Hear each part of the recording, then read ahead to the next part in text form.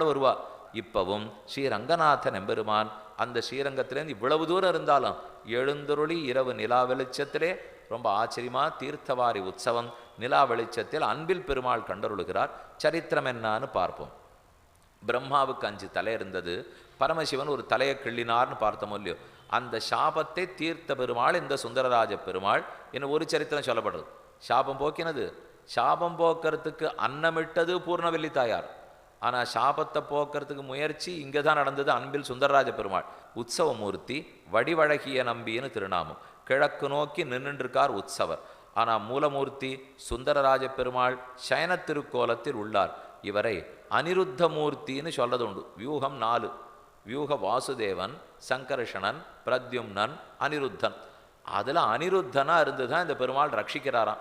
ரட்சிக்கும் போது பெருமாளுக்கு பேர் அழகு வேண்டும். அப்போ தான் நம்ம அவர்கிட்ட போகவே போவோம். அதனால்